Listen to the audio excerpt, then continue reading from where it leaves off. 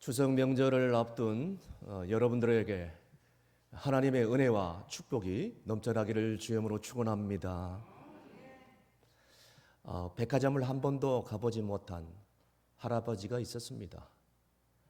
세상에 백화점에 가보니까 난생 처음 본 것들이 아주 많아요.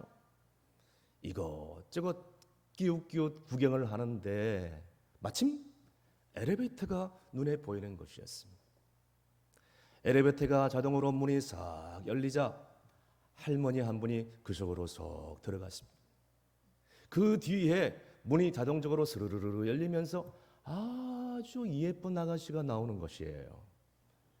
그러자 이 할아버지가 너무너무 놀라고 충격을 받아서 옆에 있던 손자의 손을 잡고 집을 향하여 뛰어가기 시작했습니다. 그때 손자가 당황스럽다는 듯이 할아버지에게 얘기하는 거예요. 할아버지, 왜 갑자기 뛰는 거예요? 그때 할아버지가 이렇게 대답했다고 합니다. 네 할머니도 저 속에 넣어서 끄집어내야 되겠다. 이해가 안 되신 분들은 옆에 있는 분들에게 물어보시길 바랍니다. 웃어야 될지 말아야 될지 애매모호한 표정을 짓고 계시는 분들이 계시네요. 할렐루야. 여러분, 예수님은 신비한 기계인 줄로 믿습니다. 예수님 안에 들어갔다 나오면은 죄인이 의인이 되고, 그리고 낡은 인생이 새로운 인생이 되고, 그리고 교만한 자가 겸손한 자가 되고, 지옥과를 울명이 천국으로 완전히 뒤바꿔지는 줄로 믿으신 분들은 큰 소리로 아멘 하시길 바랍니다. 그래서 사도 바울은 고린도후서 5장 17절에 이전 것은 지나갔으니 보라 새 것이 되었도다 라고 말씀하지 않습니까? 여러분, 기독교 역사상 수많은 사람들이, 신앙의 수많은 선배들이 하나님을 만나고 주님의 놀라운 은혜를 체험한 다음에 그들의 삶이 축복을 받으며 풍성한 삶으로 변화됐다는 것입니다. 여러분, 오늘 본문에 보니까 예수님께서 그러한 놀라운 일들을 베푸시는 내용이 나오는데, 예수님께서 시몬 베드로와 그의 동업자인 야고보와 요한을 만나고 그들을 제자로 부른 놀라운 그런 사건이 기록되고 있습니다. 이 본문의 배경은 게네사렛 호수입니다. 즉 갈릴리 호수를 말합니다. 이때 시몬 베드로와 그 동업자들이 이제 그물을 내려가지고 밤새도록 고기를 잡으려 했으나 단 한 마리도 잡지 못하고 허탕을 치고 아침에 돌아와 이제 배에 내려서 그물을 싣고 있는 그런 와중입니다. 자, 그런데 이렇게 한눈으로 봐도 절망과 실패의 삶에 가득한 이 제자들이 어떻게 주님의 제자가 되었고, 이런 어두운 절망 속에서 어떻게 축복의 실마리를 하나씩 풀어갔는가를 오늘 이 아침에 하나님께 주시는 생명의 말씀을 들음으로 우리가 놀라운 하나님의 은혜를 체험할 수 있는 여러분이 되시기를 주 이름으로 축원합니다. 첫 번째는 예수님을 내 인생의 주인으로 모셔드려야 된다는 거예요. 오늘 본문 먼저 3절 읽겠습니다. 예수께서 한 배에 오르시니 그 배는 시몬의 배라. 육지에서 조금 떼기를 청하시고 앉으사 배에서 무리를 가르치시더니. 아멘. 여기 나오는 시몬이란 이름은 부모님이 지어준 이름이고, 예수님을 만나고 수제자가 되어서 주님 앞에서 담대하게 신앙 고백을 한 다음에 주님이 반석이란 뜻으로 시몬이란 이름을 지어줬습니다. 자, 그래서 베드로란 이름을 지어준 거예요. 그래서 시몬 베드로인 것입니다. 어쨌든 간에 이 시몬 베드로가 예수님이라는 낯선 사람을 자기 배에 오르기까지 이건 상식적으로 결코 쉬운 일이 아니었을 것입니다. 그대로 그럴 것이 예수님 공생의 초기이기 때문에 예수님께서 그들을 만난 적도 없고 그들 앞에서 담대하게 말씀을 강론한 적도 없고, 그들 앞에서 이적과 기사를 베푼 적도 없고, 그들 앞에서 놀라운 표적을 보여준 적도 없는 것입니다. 그런데 이 예수님을 지금 시몬 베드로가 만나고 있는 관계입니다. 더욱이 이 시몬 베드로는 고기를 밤새도록 잡았으나 단 한 마리도 못 잡고 허탕을 치는 바람에 극도로 신경이 날카로워져 있는 상태입니다. 실패와 좌절을 맛본 그런 어두운 상황이란 뜻입니다. 자, 그래서 예수님께서 자기 배에 오르려고 했을 때에 보통 사람들 같으면 아니 당신이 누구길래 나를 이렇게 귀찮게 하는가? 아니 왜 남의 배에 허락도 받지 않고 함부로 오르려고 하는가? 아니 지금 밤새도록 고기를 잡으려 했으나 단 한 마리도 잡지 못하고 나는 이 아침에 돌아와서 동무들과 함께 그물을 싣고 있는 상황인데 당신이 지금 배에 오르려고 한다는 이거는 도무지 이해가 안 되니 돌아가시오. 헛수고 가지 말고 배에서 내리란 말입니다 라고 얘기를 할 줄 알았는데 시몬 베드로는 달랐다는 거예요. 보통 사람들 같으면 이렇게 반응을 했을 겁니다. 그러나 시몬 베드로를 보세요. 성경 어디를 둘러봐도 예수님을 배척했거나 거절했거나 외면했다는 그런 기록이 단 한 구절도 찾아볼 길이 없습니다. 아니 세상에 낯선 사람을 배에 오르겠다 하니 자기 배에 오르게 하고 또 육지에서 조금 멀리 배를 띄우라고 했을 때 그저 순순전하게 배를 띄웠고 더욱이 배 안에서 수많은 사람들에게 말씀을 강론할 수 있도록 가르칠 수 있도록 다 허용하는 것을 지금 보게 되는 것입니다. 여러분 이것은 우리 본문에서 본받아야 될 첫 번째 교훈인 것입니다. 너무너무 중요한 교훈이죠. 우리가 인생을 살다 보면 이렇게 허탕칠 때가 있어요. 여러분 그게 인생 아니겠습니까? 정말로 고통스럽고 쓰디 쓰고 피눈물 나는 이런 인생. 우리가 아무리 애쓰고 노력하고 힘을 다한다 할지라도 내 인생, 내 뜻대로 되지 않는 것이 우리가 살고 있는 인생이에요. 만약에 내가 원하는 대로 내 계획대로 내 뜻대로 내 인생이 척척 흘러간다 하면 성공하지 않을 사람 어디 있으며 행복하지 않는 인생이 어디 있겠냔 말이에요. 우리 힘으로 아무것도 될 수가 없다는 거예요. 여러분 잘 아시잖아요. 우리 인생에 있어서 말로 표현할 수 없는 사고, 고통, 환난들이 시시각각으로 우리에게 와서 부딪힐 때가 너무너무 많이 있습니다. 그래서 연약한 인간들은 실패하고 낭망하고 좌절을 하면서 이제는 고통스러운 순간들을 헤맬 때가 얼마나 많이 있냔 말이에요. 그래서 여러분 그렇기 때문에 이렇게 어려운 인생이기 때문에 내 원대로 내 마음대로 되지 않기 때문에 내 인생의 주인으로 예수님을 모셔드리면 안 된다는 것이에요. 예수님을 모셔드리지 않는다면 우리는 우리의 힘으로 우리의 노력으로 뭔가를 할 수 있다고 노력하지만 아무것도 이룰 수 없고 어떠한 시험이 오더라도 그것을 이겨낼 힘도 없고 어떤 환난이 오더라도 그것을 돌파할 수 있는 능력도 없는 것입니다. 그래서 우리 인생의 주인으로 예수님을 모셔드려야 돼요. 망망한 대해 바다에 떠 있는 낯선 배와 같은 그런 인생인데 그 떠 있는 배의 항해사 되신 주님, 그 키를 우리 주님께 양도해야 된다는 거예요. 그렇지 않으면 우리 인생이 너무너무 힘들어요. 여러분 회무예의 명작 노인과 바다라는 영화를 보신 적이 있을 것입니다. 어떤 한 노인이 있었는데 고기를 잡는 것을 생업으로 여기고 평생 살아온 것입니다. 어느 날 날씨가 좋자 망망대해로 돛담배를 끌고 고기잡이에 나갑니다.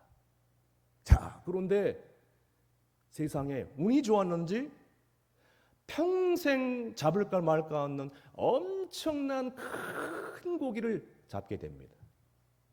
세상에 그 고기를 잡느라고 3일 주야를 사투를 벌이면서 계속적으로 밀고 당기고 하다가 결국 잡은 거예요. 그런데 고기가 엄청나게 큰지 배 안으로 들이지를 못해요.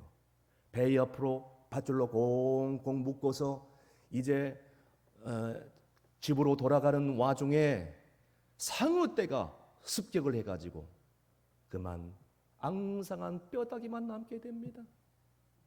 엄청난 고기를 잡았다는 그 기쁨도 한순간에 온데간데 없이 다 사라져버렸어요.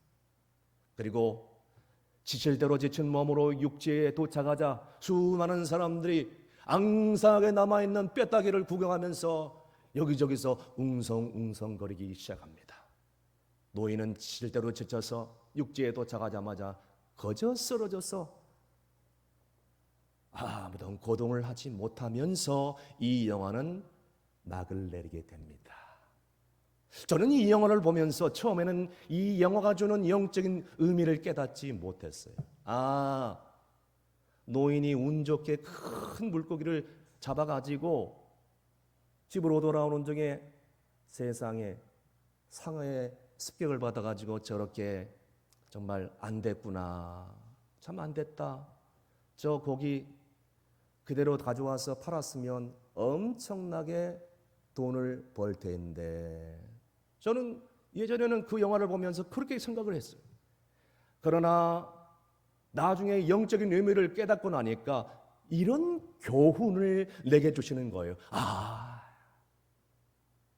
저게 인생이다. 그래, 맞아.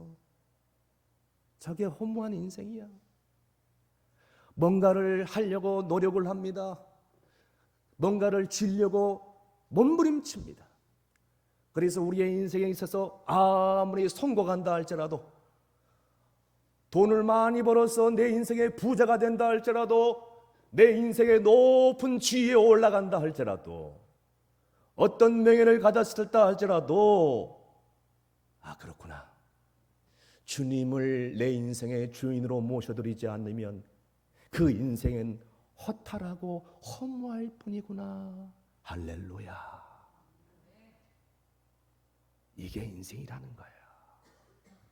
아무리 내 인생에 있어서 엄청난 목표를 내가 원하는 대로 내 계획대로 세운다 할지라도, 내 인생에 주님이 함께 하지 않는 인생은 그 목표, 그 꿈, 돈, 지위, 명예 아무 소용이 없다는 거예요. 사랑하는 성도 여러분, 그렇습니다. 우리는 내 인생에 내 힘으로 내 의지로 살고 내 계획대로 내 노력대로 살려고 얼마나 힘을 쓰는지 모릅니다. 그러나 주님을 내 인생의 주인으로 모셔드리지 않는다면 그러한 것들을 아무 소용이 없어요. 그래서 이제라도 주님을 내 인생의 주님으로 모셔드리고, 주님이 말씀하시면 그대로 순종하고, 그분께 내 인생의 모든 무거운 짐을 다 맡겨드릴 때에 그렇게 주님을 모시고 동행하면서 살 수만 있다면 그 사람은, 그 성도는 행복하고 열매를 먹고 풍성한 삶을 살게 되는 줄로 믿으시길 바랍니다. 그래서 요한복음 10장 10절 말씀에 이렇게 말씀하고 있습니다. 다 함께 있습니다. 도둑이 오는 것은 도둑질하고 죽이고 멸망시키는 것뿐이요, 내가 온 것은 양으로 생명을 얻게 하고 더 풍성히 얻게 하려는 것이라. 아멘. 그렇습니다. 우리가 예수님을 내 인생의 주인으로 영원히 모셔드릴 때, 주님을 내 인생의 창조주로, 구원주로 내 인생의 주인으로 모셔드릴 때, 주님께서는 영원한 생명을 선물로 주실 뿐만 아니라 내 삶 가운데 풍성한 주님의 인도하심으로 말미암은 열매, 그리고 풍성한 은혜, 풍성한 축복 속에서 살게 됨을 믿으시길 바랍니다. 두 번째는 믿음으로 순종해야 된다는 거예요. 말씀에 믿음으로 순종해야 된다는 거예요. 계속해서 본문 5절 말씀 다 함께 큰 소리로 읽습니다. 시몬이 대답하여 이르되 선생님, 우리들이 밤이 새도록 수고하였으되 잡은 것은 없지만은 말씀에 의지하여 내가 그물을 내리리다 하고. 아멘. 여러분, 깊은 곳에 물고기가 없다는 것은 삼척동자 어린아이도 잘 아는 사실입니다. 밤새도록 그물을 던졌지만 한 마리도 잡지 못한 이 시몬 베드로에게 주님이 뭐라고 그럽니까? 깊은 데로 가서 그물을 던져 고기를 잡으라, 이렇게 얘기를 합니다. 여러분, 이렇게 얘기했을 때 보통 사람들 같으면 이렇게 반응을 했을 것입니다. 당신 나사렛 목수 출신 아니요? 나는요 평생 고기를 잡는데 잔뼈가 굵은 어부 출신입니다. 언제 어디서 고기가 많이 잡히는지 누구보다도 잘 알고 있는 사람이 바로 납니다. 다 꿰틀고 있습니다.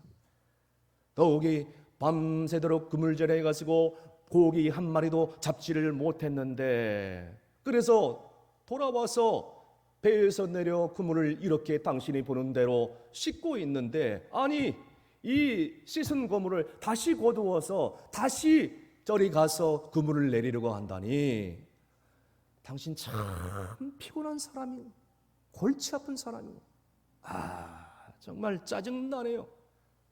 이렇게 반발했을 겁니다. 그러나 시몬 베드로는 달랐어. 선생님, 우리가 밤새도록 수고를 하였지만 고기를 잡지 못했습니다. 하지만 말씀에 의지하여 내가 그물을 내리리이다. 아멘. 따라하겠습니다. 말씀에 의지하여 살겠습니다. 따라하겠습니다. 말씀에 순종하며 살겠습니다. 아멘입니까? 이것이 바로 오늘 깨달아야 될 두 번째 교훈인 것입니다. 사랑하는 성도 여러분, 우리가 신앙생활을 하면서 우리의 이성이나 우리의 경험이나 우리의 지식, 우리의 판단을 의존하면서 살 때가 얼마나 많이 있었습니까? 그래서 내 마음에 맥히지 않으면 순종하지 않습니다. 더 나아가서 내가 계산해서 손해볼 것 같으면 절대로 순종하지 않을 때가 얼마나 많이 있었냔 말이에요. 이것이 바로 우리 신앙의 한계라는 것입니다. 그러나 적어도 주님 안에 복을 받고 풍성한 삶을 살아갔던 사람들은요, 어떤 사람들이냐면 그런 이해관계를 떠나서, 그런 계산 관계를 떠나서, 그런 감정적인 그런 자기 생각을 다 떠나서 오직 하나님 말씀만 하면 그대로 순종했던 사람들, 말씀만 떨어지면 죽는 신용까지 하는 사람들, 이런 사람들이 바로 축복의 사람들이고 풍성한 열매를 맺을 수 있었다는 거예요. 그러므로 이제부터라도 더 이상 인간적인 계산이나 인간적인 판단이나 인간적인 감정을 앞세워서 모든 것을 해석하지 말고, 더 나아가서 정말 인본주의, 이런 생각으로 영적인 세계를 판단하거나 주장하지 마시길 바랍니다. 너무나도 어리석은 일이에요. 뒤늦게 신앙생활을 하던 어떤 한 할머니가 있었습니다. 이 할머니가 부흥회를 참석하고 나서 그 다음 주일부터 교회에 안 보이는 거예요. 그래서 담임 목사님이 이상하다 하고 신방을 가서 물어봤답니다. 할머니, 왜 교회 안 나오세요? 지금까지 잘 나왔잖아요. 그때 그 할머니가 목사님을 향하여 그렇게 얘기했답니다. 목사님, 지난번 부흥회 때 강사 목사님이 하나님께 간절히 부르짖으면 영감을 갑절로 더해 주신다고 그랬잖아요. 나는 지금 함께 살고 있는 이 영감 한 명도 골치 아파 죽었는데 또 무슨 영감을. 이해가 안 되신 분들은 옆에 한번 물어보십시오. 이해가 안 되는 분들은 웃지도 못하는 거예요. 그냥 이 영감을 그렇게 해석하는 거예요. 여러분, 영감을 혼자 밖에 보내면 골칫덩어리, 영감을 집에다 놔두면 짐덩어리, 집에다 같이 가면 짐덩어리, 집에다 혼자 놔두고 오면 근심덩어리, 마주보고 있으면 무슨 덩어리? 원수덩어리라고 그러네요. 그 영감이 그 영감입니까? 이 할머니는 아직까지 자기 주장, 자기 판단, 자기 감정에 의거해서 그 영감을 그 영감으로 해석한 것입니다. 여러분, 모든 것을 이 할머니처럼 인간적으로, 감정적으로, 문자적으로 해석하면 하나님이 주시는 말씀을 영적으로 해석하지 못하고 그 속에 담겨있는 영적인 메시지, 영적인 의미를 깨닫지 못하는 거예요. 방금 이 할머니 요한은 웃자고 한 얘기지만 여러분, 웃을 일이 아닙니다. 이 유머 속에 엄청나게 깊이 우리가 생각해 볼 문제가 있어요. 여러분, 이제는 하나님의 말씀을 영적 그대로 받아들이고, 하나님 말씀하면 그대로 듣고, 하나님 말씀하면 그대로 순종해 보시길 바랍니다. 그리하면 은혜가 되고 축복이 되고 풍성한 열매를 맺게 될 줄로 믿으신 분들은 큰 소리로 아멘 하시길 바랍니다. 저는 지금까지 살아오면서 제 주변에 이렇게 하나님 말씀을 그대로 믿고 살아갔을 때에 풍성한 축복을 받고 은혜의 열매를 맺었다는 사람들을, 수많은 사람들을 만나게 됩니다. 그들이 공통적으로 간증할 때 내가 그대로 순종했더니 기적적인 은혜가 나타나고, 말씀 앞에 그대로 순종했더니 놀라운 하나님의 복을 내려주시고 역사와 놀라운 기적을 내게 행해 주셨다라고 간증하는 분들을 저는 주변에 너무나도 많이 간증을 들었고 하나님께 영광을 돌린 적이 있습니다. 그래서 시편 기자는 시편 119편 50절 말씀에 뭐라고 고백하고 있습니까? 다 함께 큰 소리로 읽습니다. 이 말씀은 나의 고난 중에 위로라. 주의 말씀이 나를 살리셨기 때문이니이다. 아멘. 코로나19 시대에, 이렇게 힘든 시대에 하나님 말씀만큼 우리에게 위로를 주는 것이 이 세상에 어디 있겠습니까? 여러분을 사랑하는 사람이 위로를 줘요? 한순간이에요.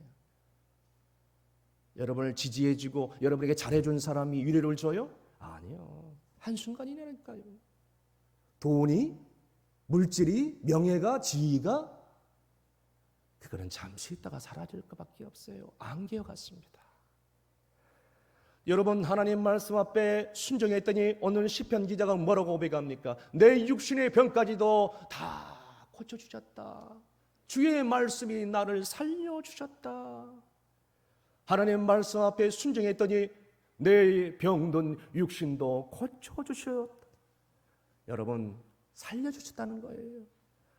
말씀 앞에 순종하면 나를 살려주시고, 우리 가정을 살려주시고, 한국교회를 살려주시고, 충성교회를 살려주시고, 우리의 인생을 살려주실 줄은 믿으시길 바랍니다. 그러므로 우리는 때를 어떤지 뭐 어떤지 항상 하나님 말씀을 가까이 해야 돼요. 직장에서나 생업에서나 일을 할 때 잠깐 동안 하나님 말씀을 묵상하거나 하나님 말씀을 암송하거나 통독을 한다거나 예배 때마다 나와서 하나님 말씀을 듣기를 간절히 소망할 때에, 그럴 때에 그 성도에게 하나님의 기적적인 역사가 일어나는 줄로 믿으시길 바랍니다. 마지막으로 사랑으로 함께 나누어야 된다는 것이죠.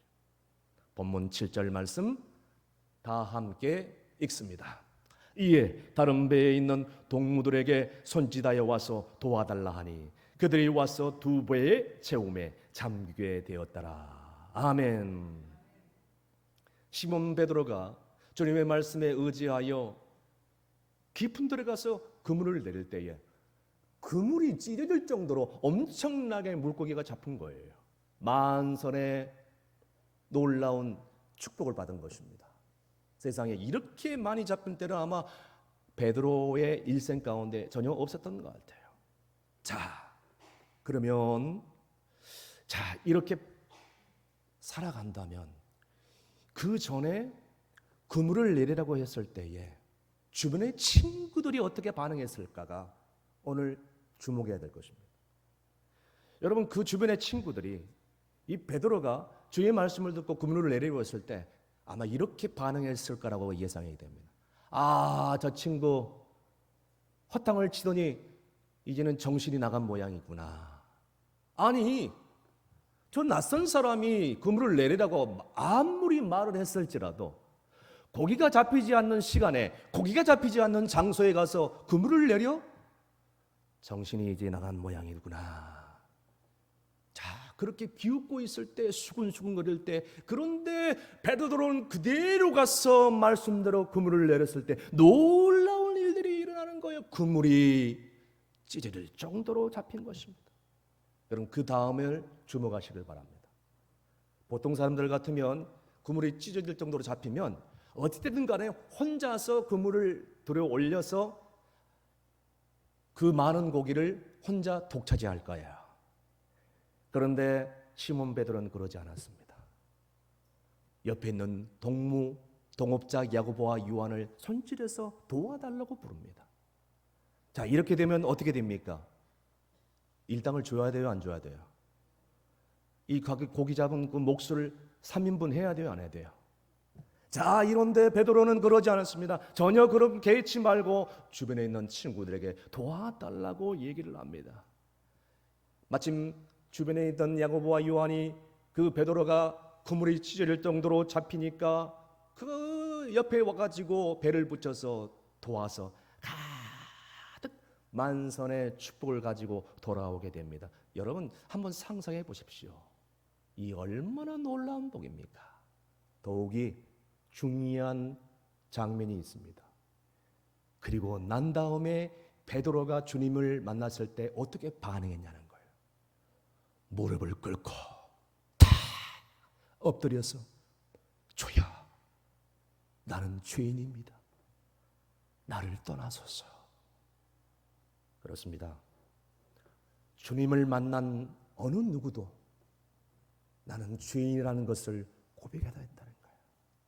다시 말씀드려서 하나님을 만나고 주님을 인격적으로 만난 사람들은 모두가 고백하기를 나는 죄인입니다.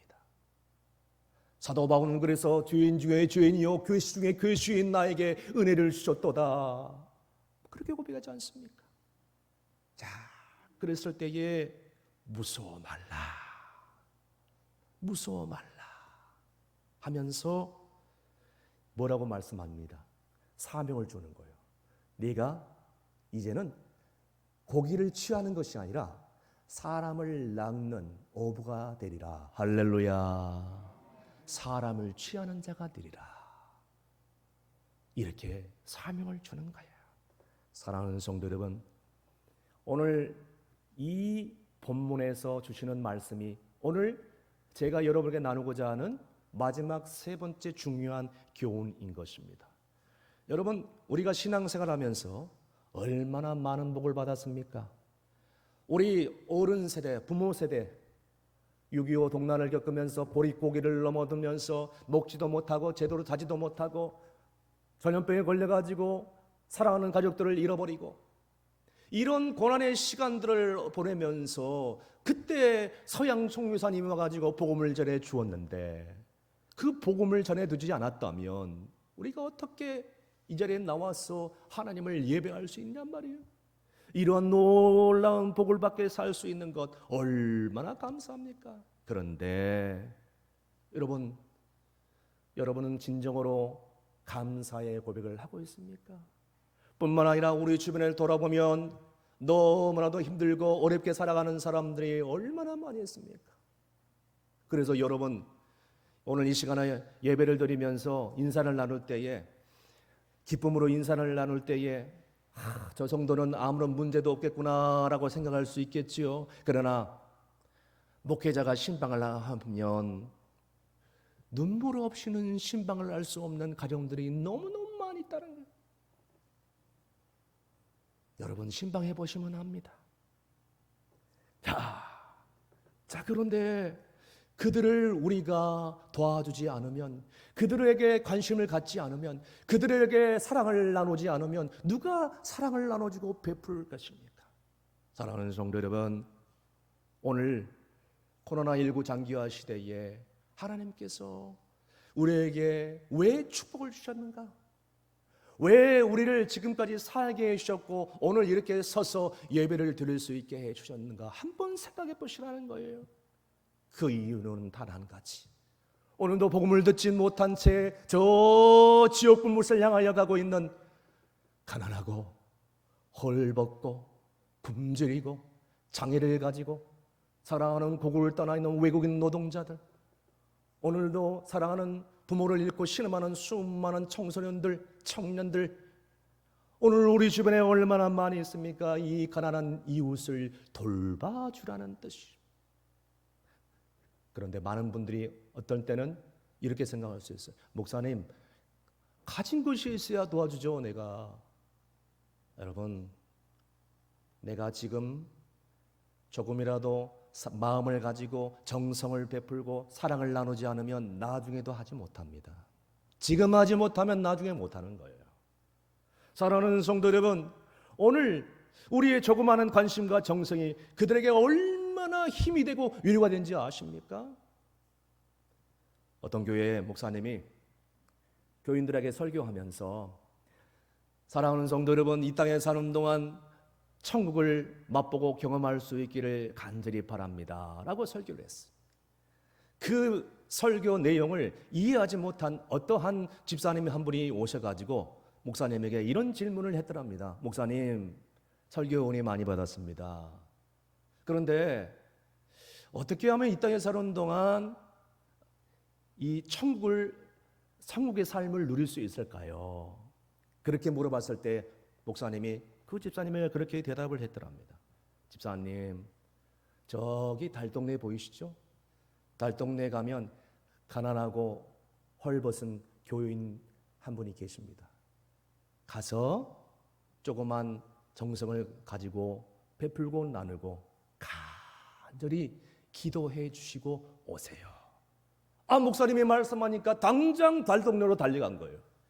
그 다음 날 얼굴이 환한 웃음을 가지고 목사님에게 찾아왔습니다. 목사님, 제가 달동네에 들어가는 순간부터 눈물이 앞을 가리고 쏟아지기 시작하는데 처음부터 끝까지 봉사하면서 눈물을 닦느라고 고생 많이 했습니다.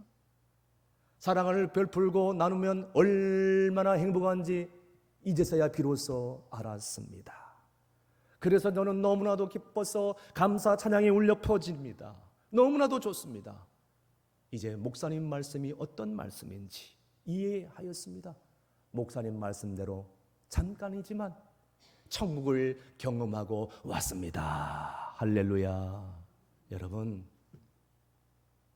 어떤 삶이 이 땅에 사는 동안 천국의 삶을 누릴 수 있습니까?